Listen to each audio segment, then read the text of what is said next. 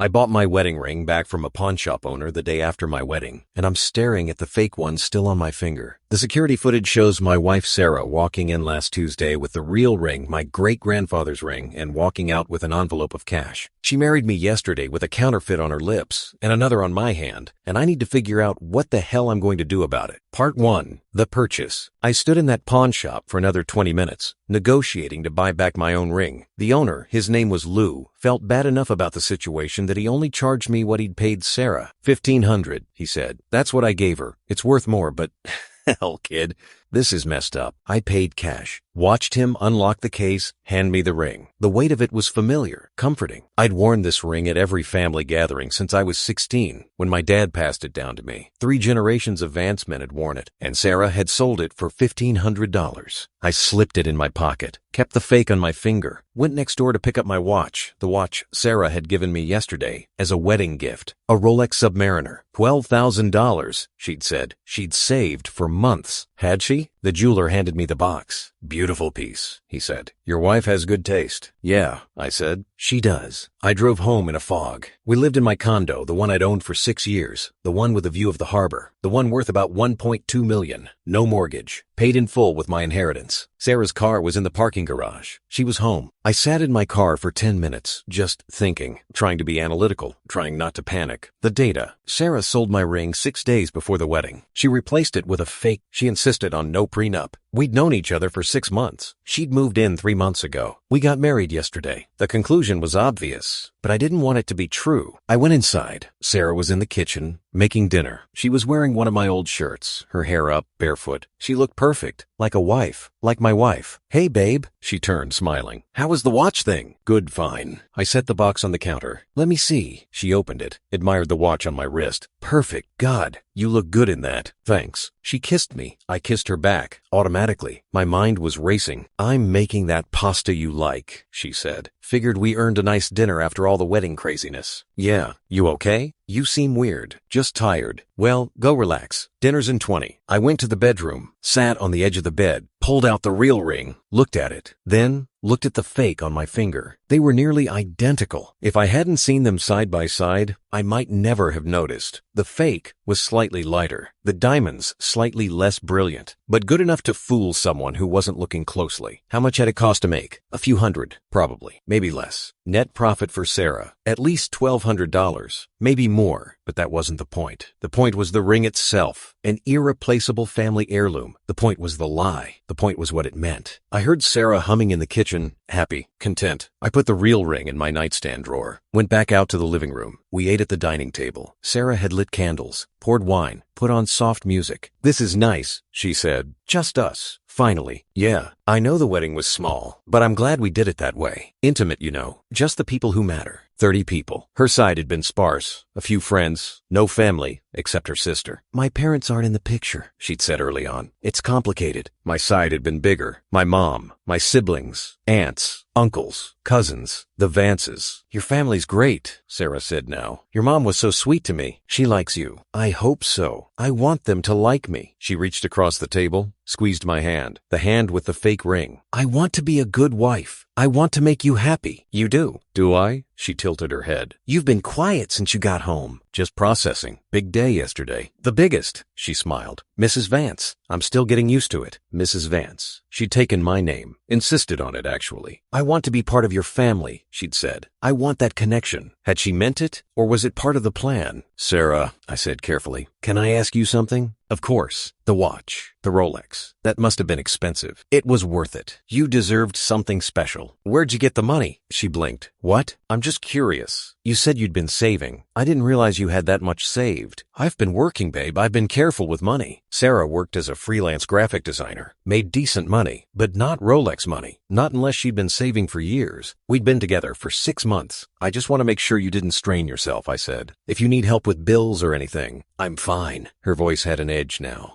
I wanted to buy my husband a nice gift. Is that a crime? No, of course not. Then why are you interrogating me about it? I'm not. I'm just... You're acting weird. She stood up, started clearing plates. If you didn't like the watch, you could just say so. I love the watch. Then what's the problem? I watched her move around the kitchen, watched her act hurt, defensive. Was it real? Was any of this real? There's no problem, I said finally. Good. She came back, sat on my lap, wrapped her arms around my neck. Because I love you, and I want us to be happy, okay? Okay. She kissed me. I kissed her back, and I felt nothing but dread. After Sarah went to bed, I stayed up, opened my laptop, started digging. Sarah Mitchell, that was her name before. Sarah Vance now. I'd done basic due diligence when we first started dating. Checked her social media, made sure she was who she said she was. Nothing had seemed off, but I hadn't really investigated. I'd been charmed, distracted, in love. I trusted her. Now I looked deeper. Her social media history went back about 3 years. Before that, nothing. Like she hadn't existed online before then. Her work portfolio was solid, good designs, real clients, but all from the last 2 years. I searched for her hometown. She'd said she grew up in the Midwest, moved around a lot, ended up here for work, but she'd been vague on specifics. I found nothing. No high school records, no college information, no digital footprint before 3 years ago. It was like she'd appeared out of nowhere. I checked her phone bill. We'd combined accounts after the engagement. Lots of normal calls and texts, but a few numbers that appeared regularly with no name attached. I tried calling one. It rang 4 times, then went to a generic voicemail. I hung up, checked our bank accounts. We'd kept them separate until now, but she'd given me access to hers as a trust exercise before the wedding. She had about $8,000 saved. Not nothing, but not Rolex money either. I checked her transaction history. Regular expenses, freelance payments coming in, nothing suspicious. Except 2 weeks before the wedding, she'd withdrawn $3,000 in cash. No explanation. 1 week before, another $2,000. And the day after she sold my ring, the receipt said she got $1,500. She deposited $2,000. The math didn't add up. I kept digging. Found her rental history. She'd lived in 3 different apartments in the past 3 years, always moving after about 8 months. I found her sister's social media. Amanda Mitchell, younger, looked nothing like Sarah, but the photos together seemed real. I messaged Amanda. Hey, it's Ryan, Sarah's husband. Quick question. Do you have any old photos of Sarah from before 3 years ago? Trying to put together a surprise album for her birthday. She replied fast. That's sweet. But no, sorry. Sarah lost all her old stuff in a fire. It was really traumatic for her. She doesn't like talking about it. A fire. Convenient. When was that? I asked. Like 4 years ago? Maybe 5? I wasn't living with her then. Right. Thanks anyway. I closed the chat, stared at my screen. Sarah Mitchell had appeared 3 years ago, fully formed, with a job and an apartment and a life. Before that, nothing. Either she'd had an incredibly thorough, fresh start, or Sarah Mitchell wasn't her real name. I didn't sleep. By the time Sarah woke up, I'd been sitting at my laptop for 7 hours, drinking coffee, compiling information. She came out in my shirt again, yawning. You're up early. Couldn't sleep. Wedding jitters wearing off? Something like that. She made coffee, sat across from me. So, what do you want to do today? We've got the whole weekend before we have to go back to real life. Actually, I was thinking, yeah, I want to take you somewhere. A surprise. Her eyes lit up. Really? Where? It's a surprise, but pack a bag. We'll be gone overnight. Ooh, mysterious. I like it. She didn't ask questions, just went to pack. I made a call while she was in the bedroom. Marcus? It's Ryan Vance. Marcus Chen was a private investigator I'd used for business before. Background checks on potential partners, due diligence on deals. He was thorough. Ryan, congrats on the wedding. Thanks. Listen, I need a favor. Fast. What's up? I told him everything. The ring, the footage, the gaps in Sarah's history. Marcus was quiet for a long moment. Jesus, he said finally. You think she's running a con? I don't know. That's what I need you to find out. I'll need a few days. I've got the weekend. Can you give me anything by Monday? I'll try. Send me everything you have on her. I emailed him the files. Sarah came out with a bag, smiling. Ready? Ready. We got in the car. She put her hand on my thigh. This is romantic. I love spontaneous trips. I drove north, toward the mountains, toward my family's cabin. The cabin had been in my family for 3 generations. My great-grandfather built it. It was remote, quiet, surrounded by woods, no cell service. Perfect for what I needed. Sarah had been there once before, early in our relationship. She'd loved it, called it magical. Oh my God, she said when we pulled up. I didn't know we were coming here. This is perfect. We unloaded. I made a fire while she unpacked. The sun was starting to set. Want to go for a walk? I asked. Sure. We walked the trail behind the cabin. The woods were dense, the light fading. Sarah held my hand, pointed out birds, talked about how peaceful it was. I'm glad we came here, she said. I needed this. Just us. No distractions. Yeah, you're still being weird. Am I? You've barely said 10 words since we left. What's going on? We'd reached a clearing. I stopped, turned to face her. I went into a pawn shop yesterday, I said. Her face didn't change. Okay? And I found my ring. My great-grandfather's ring. The one I gave you to use for the wedding. Now her face changed. Just slightly. A flicker of something. What are you talking about? The ring you gave me at the altar. It's fake. He sold the real one. I saw the footage. Silence. The woods around us were completely quiet. Ryan, don't lie to me. I bought it back. I have it. The pawn shop owner showed me everything, so just don't lie. She stared at me, and then, slowly, she smiled. Not a guilty smile, not a caught smile, a relieved smile. Okay, she said. Okay, you got me. We walked back to the cabin in silence. Sarah's whole demeanor had changed. The sweet, loving wife act was gone. In its place was something harder, more calculating. We sat in the living room. I built up the fire. She poured herself a drink. So, she said, how much do you know? Enough, but I want to hear it from you. Why? So you can feel like you won? So I can understand what the hell I just married into. She laughed. Actually laughed. Fair enough. She took a long drink. My real name is Sarah. That part's true. But Mitchell isn't my last name. It's Reeves. Why the fake name? Because Sarah Reeves has a record. Nothing major fraud mostly. Some identity theft. I did 2 years, got out 3 years ago, started fresh. My stomach dropped. You're a con artist. Was. I was a con artist. I was trying to go straight by marrying me for my money. No, she shook her head. That's what you think, but it's not what happened. Not exactly. Then explain it to me. She set down her drink. I came here 3 years ago to start over. Got a real job, real apartment, real life. I was done with the cons. But then I met you, and you were. She paused. You were perfect. Rich, kind, trusting, and old habits die hard. So you ran a con? I thought about it. At first,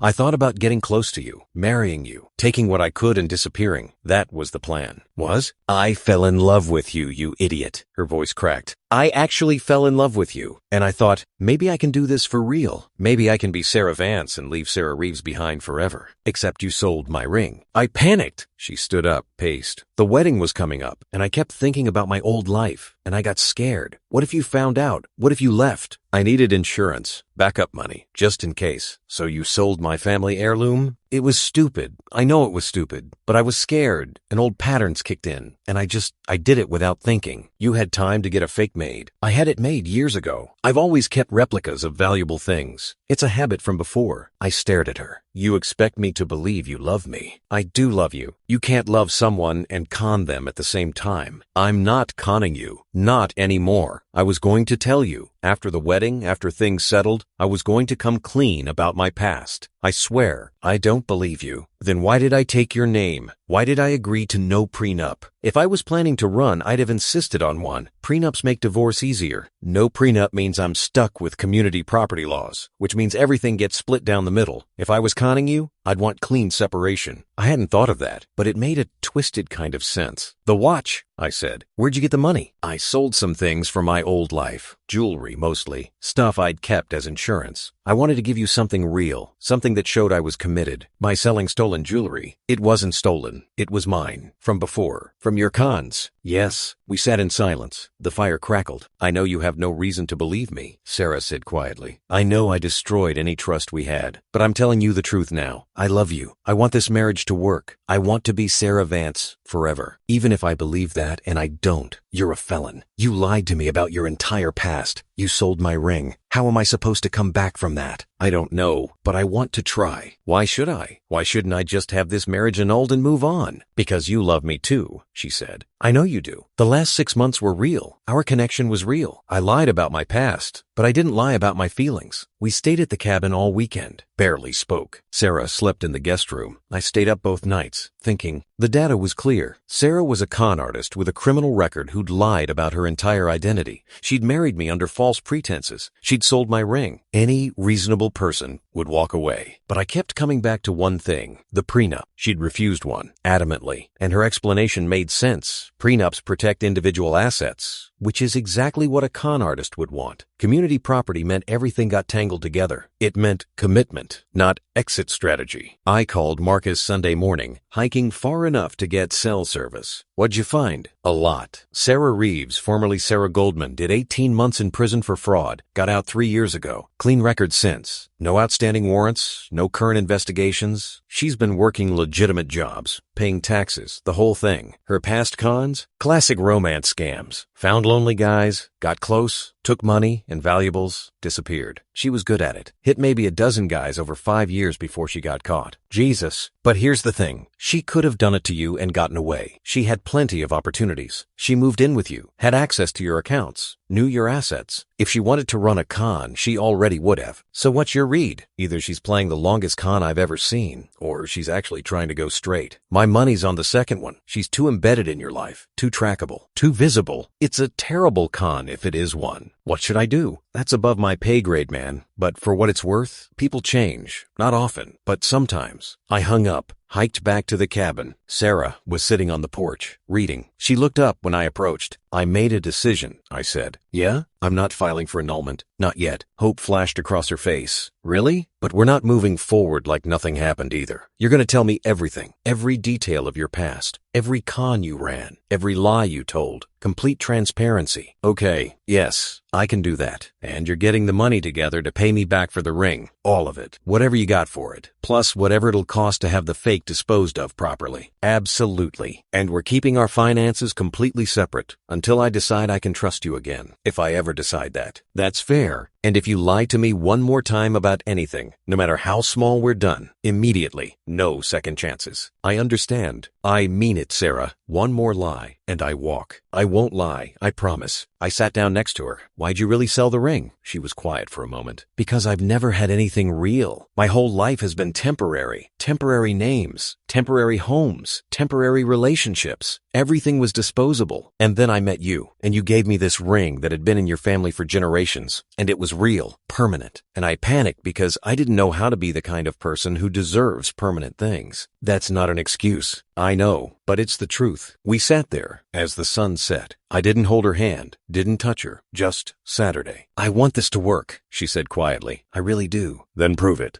Sarah told me everything over the next 2 weeks. Every con, every fake name, every dollar she'd stolen. She'd kept records, photos, receipts, names, insurance, she called it, in case I ever got caught and needed to negotiate. I listened to all of it, made her write it down. Dates, victims, amounts. It was methodical, cold. She'd been good at what she did. How much total? I asked. Maybe 200,000 over 5 years. Where'd it all go? Legal fees when I got caught. Restitution. Starting over when I got out. By the time I met you, I had maybe 10,000 left. And now? Maybe 8. I used some for the watch. Some for living expenses before I moved in with you. You need to pay back the ring. I will. I'm picking up extra projects. I'll have the money in 2 months. She kept her word. Took on every freelance job she could find. Worked 16-hour days. I watched her grind herself down to prove she meant it. I kept my distance. We lived together but barely interacted. She slept in the guest room. We ate separately. I was civil but cold. My family noticed. Everything okay with you and Sarah? My mom asked when we had Sunday dinner. Fine. You don't seem fine. We're adjusting. Marriage is an adjustment. Mom looked unconvinced, but didn't push. Sarah was polite to my family. Warm, even. But I could see her watching me, trying to gauge whether I'd ever forgive her. 8 weeks after the cabin, she handed me an envelope. It's all there, she said. 1,500 plus interest. And I found a place that'll dispose of the fake properly. It's already handled. I counted the money. Where'd you get this? Work. Told you I would. Did you steal it? No. Jesus, Ryan. I worked for it. Look at my bank statements. Every deposit is from a legitimate client. I can show you contracts if you want. I believed her, or I wanted to. Okay, so does this mean anything? Am I making progress? I don't know yet. Her face fell. How long is yet? As long as it takes. Sarah suggested we see someone. A couples counselor, she said. Someone who could help us work through this. I thought we weren't seeing specialists, I said. I'm not suggesting a specialist, just someone to mediate, someone neutral. We can't do this alone. I agreed. Not because I wanted to, but because I was running out of ideas. We found a counselor, Margaret, mid-50s, calm. She listened to our story without judgment. So, she said after the first session, Ryan, you feel betrayed. Sarah, you feel like you're being punished for trying to change. Am I understanding correctly? Yes, we both said. Ryan, can I ask what would it take for you to trust Sarah again? I don't know if I can, but if you could, what would it take? I thought about it. Proof that she's not running another con. What would constitute proof? I don't know. Time, I guess. Consistency. Her not screwing up. That's a lot of pressure to put on someone, Margaret said gently.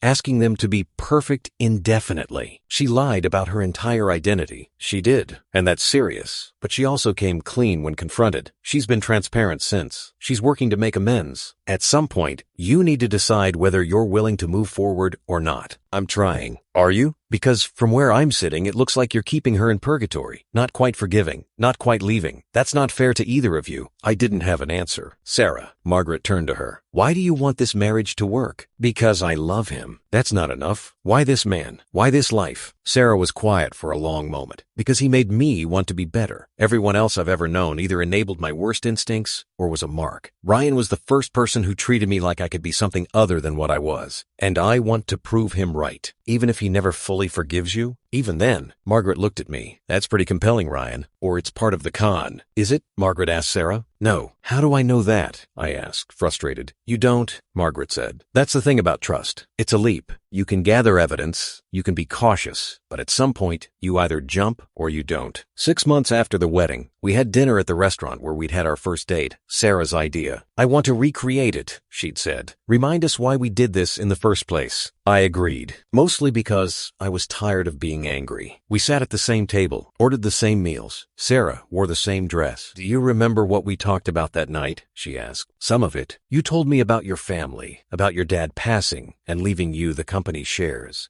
about feeling like you had to be responsible with the inheritance, honor his memory. I remember thinking you were so different from anyone I'd ever met. Different? How? You cared about things beyond yourself. You had roots, connections. I'd spent my whole life being untethered. You were the opposite. Is that why you targeted me? I didn't target you. Not really. I was at that bar because my friend dragged me there. You started talking to me. I wasn't planning anything that night, but you thought about it later. Yeah, I did. I thought, this guy's perfect. I could work with this. But then we went on a second date, and you made me laugh. And I thought, shit, I actually like him. When did it change? When did you decide to go straight? Third date. You took me to meet your mom. Remember? She was in town. You wanted me to meet her, and I thought it was too soon, but you were insistent. And she was so nice to me. She hugged me when we left. My own mother never hugged me like that. And I thought, I can't do this. I can't hurt these people. But you still sold my ring. I'm not saying I became perfect overnight. I'm saying I tried, and I'm still trying. We ate in silence for a while. I want to show you something, Sarah said. She pulled out her phone, showed me a photo. It was a bank statement, a savings account I didn't recognize. What is this? It's mine, separate from my other accounts. I've been putting money in it every week since the wedding. How much? About $6,000 now. For what? For you. For us. I want to buy back your ring properly. Not just pay you back, but replace the one I sold with an exact replica. I found a jeweler who can do it. It'll cost about $10,000 total. I'm almost there. I stared at the screen. Why? Because that ring mattered to you, and I took it, and I want to give it back. The real way. I have the original back. I know, but I want to give you one from me. One that I paid for honestly, so you'll always have proof that I can earn things the right way. I didn't know what to say. I know I hurt you, Sarah said. I know trust is hard, but I'm not going anywhere. I'm going to keep showing up, keep being honest, keep trying, for as long as it takes. What if it takes forever? Then it takes forever. That night, lying in bed, we'd started sharing a bed again. Though carefully, with space between us, I made a decision. Sarah, yeah? I forgive you. She rolled over to face me. What? I forgive you. Not because you've earned it. Not because I'm sure this is the right call. But because I'm tired of being angry. And because I think you're trying. And I think that deserves something. Her eyes filled with tears. Really? Really. But I need you to know, this doesn't mean everything goes back to normal. Trust takes time to rebuild. We're going to take things slow. Keep working with Margaret. Keep being transparent. Keep showing me you mean it. I will. I promise. And if you mess up, if you lie again, if you revert to old patterns, I'm out. Immediately. No hesitation. I understand. Okay then. She moved closer. Tentatively. I let her. She rested her head on my chest. Thank you, she whispered. Don't thank me yet. You've still got a lot of work to do. I know, but thank you for giving me the chance. We fell asleep like that, together, for the first time in months. 1 year after the wedding, Sarah made me breakfast. Pancakes, the way I liked them. Coffee with too much cream. Happy anniversary, she said. Happy anniversary. I got you something. She handed me a small box. I opened it. Inside was a ring. My great-grandfather's ring. The original. But next to it was another ring.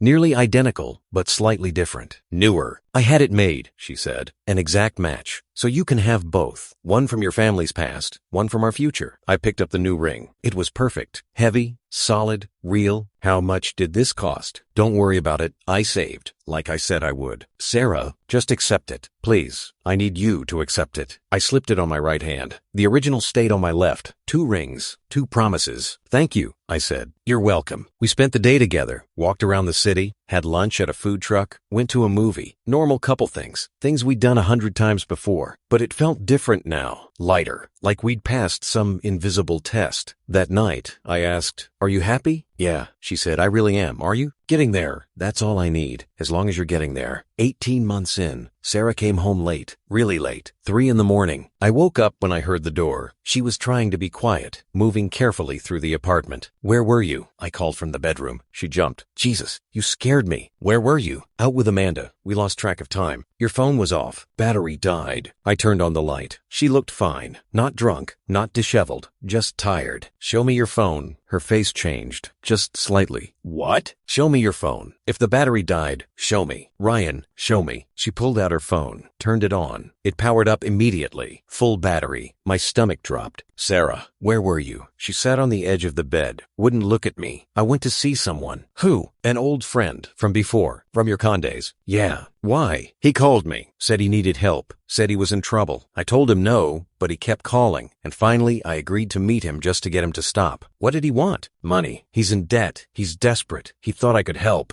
"Did you give him money?" "No. I told him I couldn't. I told him I'm out of that life. But he kept pushing, and I had to stay until he believed me." "Why didn't you tell me you were going?" "Because I knew how it would look. I knew you'd think I was backsliding." "Are you?" "No." She finally looked at me. "No, I swear. I just wanted to handle it myself. I didn't want to worry you by lying about where you were. I didn't lie. I just didn't tell you the whole truth." "That's the same thing." "I know. You're right. I'm sorry. I should have told you." I wanted to believe her, but the old doubt crept back in. "Who was it? This friend?" "His name's Jake. He was my partner on a few jobs back in the day. He got caught too. Did time. Got out around the same time I did." "Is he going to be a problem?" "No. I made it clear I can't help him. He won't call again." "How do you know?" "Because I know him. He only reaches out when he's desperate. Once he gets the message that I'm not an option, he'll move on." "Show me the calls." She handed me her phone. I scrolled through. 3 calls from an unknown number over the past week. Nothing before that. "This is the only way he contacts you?" "Yeah. He doesn't have social media. He's paranoid about being tracked." I wanted to believe her. I really did. But the lie, even a small one, hurt. "You promised," I said quietly. "No more lies, no matter how small." "I know. I'm sorry. I messed up. If this happens again, it won't. If it does, we're done. You understand that, right?" "Yes, I understand." She slept in the guest room that night. I lay awake, wondering if I'd just ignored a red flag. I called Marcus the next day. "I need you to check on someone. Jake, no last name, ex-con, worked with Sarah about 3 years ago." "What am I looking for?" "Anything. Is he actually in debt? Is he a threat? Is there something else going on?" Marcus called back 2 days later. "Found him. Jake Morrison. Did time for fraud. Got out 2 years ago. Has been working construction. Staying clean. No red flags. And the debt? Legit. He owes about 30 grand to some loan sharks. He's been scrambling to pay it off. Looks like he's been reaching out to anyone who might help." So Sarah's story checks out. As far as I can tell, yeah. She met him at a diner. They talked for 2 hours. She left. He hasn't contacted her since. I felt guilty for checking, but also relieved. "Thanks, Marcus." "No problem. You okay, man?" "I don't know. Maybe. For what it's worth, I think she's legit. I've been watching her for months now. You asked me to keep tabs. Remember? She's clean. Goes to work, comes home, sees you. No suspicious activity. No old contacts except this Jake thing. She's really trying. I want to believe that. Then believe it. Trust is a choice. Remember? I told Sarah I'd had her checked out. "I figured," she said. "You're not mad?" "No, I'd do the same thing if I were you." "What did they find?" "That you were telling the truth. About Jake, about everything." "Good. But Sarah, you can't do that again. You can't hide things from me, even if you think it's for my own good." "I know. I really am sorry. I want to believe you." "Then believe me." She took my hands. "I'm not perfect. I'm going to mess up sometimes. But I'm not lying to you. I'm not running a con. I'm just trying to be a normal wife to a man I love. That's all I want. I looked at her, really looked at her. She looked exhausted. The past year and a half had taken a toll. She'd worked herself to the bone, been transparent about everything, put up with my suspicion and coldness and paranoia. And she was still here. Okay, I said. Okay, what? Okay, I believe you. Really?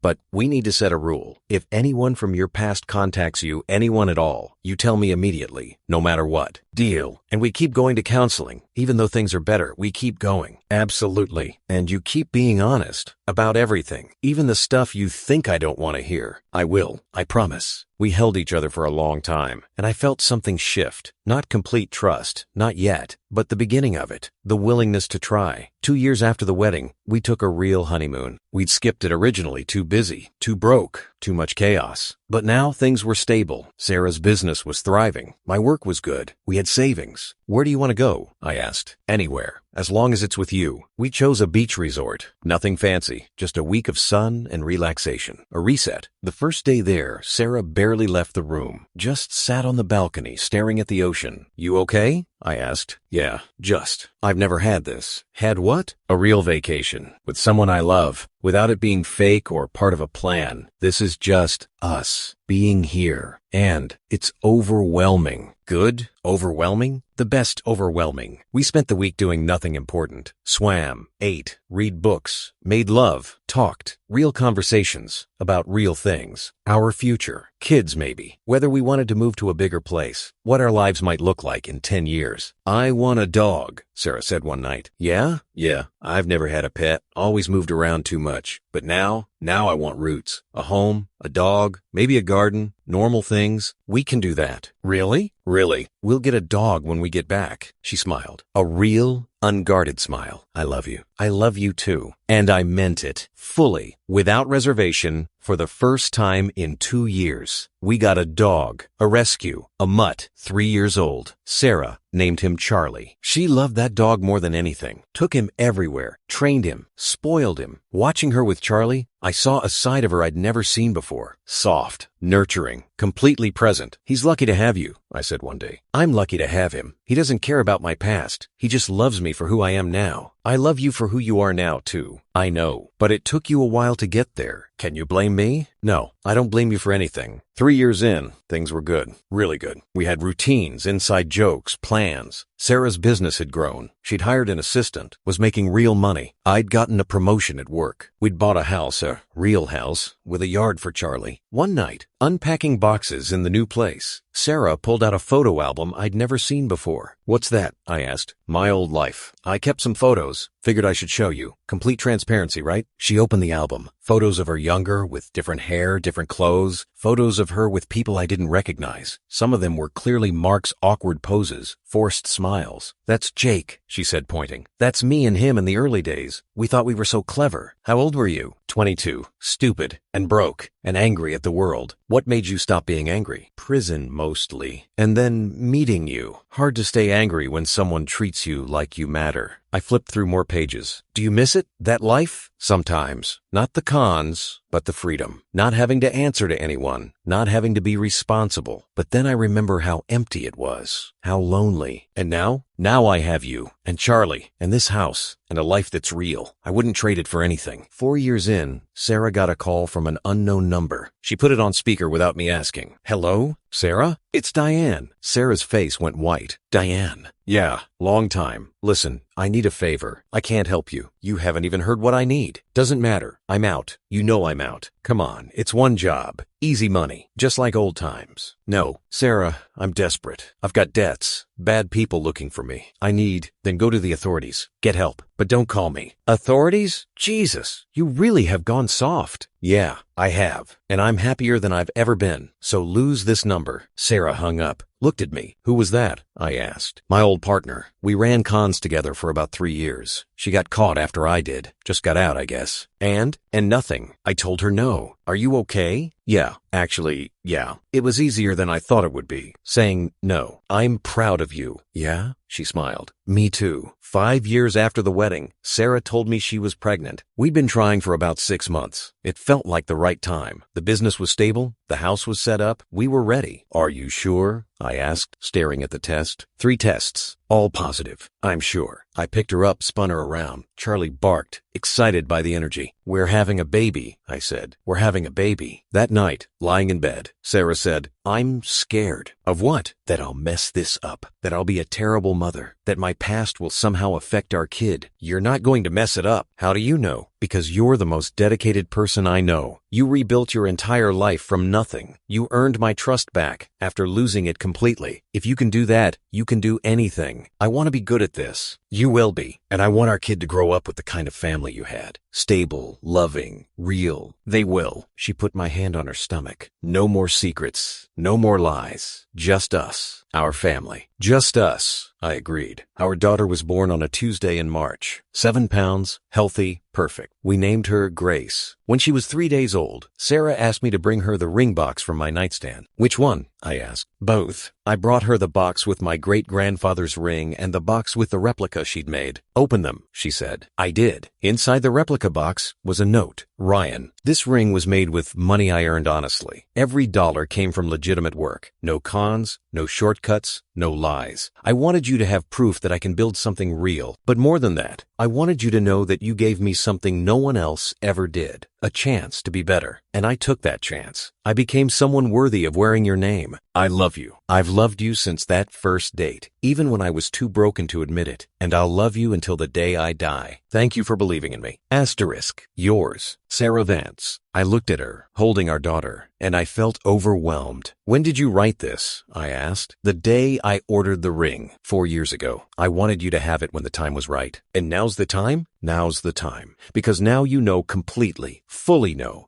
that I meant everything I said, that I chose this, that I chose you." I kissed her forehead, looked down at Grace, sleeping peacefully. "I'm glad you chose me too," I said. "Best decision I ever made." We sat there, the 3 of us, in that hospital room. Sarah Vance, former con artist, current wife, new mother. Me, analyst, skeptic, believer. And Grace, our future, our proof that people can change, that trust can be rebuilt, that real can be better than any con. I put both rings back in their boxes. Someday, I'd tell Grace the story about how her mother sold one ring and bought another, about how trust was lost and earned back, about how love sometimes means taking a leap when all the data says you shouldn't, but not today. Today, we were just a family. Real, messy, imperfect, true. And that was more than enough. Sarah kept both rings in her jewelry box for years. Sometimes I'd catch her looking at them, holding them up to the light. "What are you thinking about?" I'd ask. "Just remembering," she'd say. "Remembering who I was, and being grateful for who I am now." The pawn shop ring, the real one, sat on my left hand every day, a reminder of where we started. The replica sat in its box, a reminder of where we'd been and how far we'd come. Grace grew up not knowing her mother's past. Not yet. That story would come later, when she was old enough to understand that people are complicated, that mistakes don't define you, that choosing to be better is the bravest thing you can do. For now, she just knew her parents loved each other, loved her, loved the life they'd built together.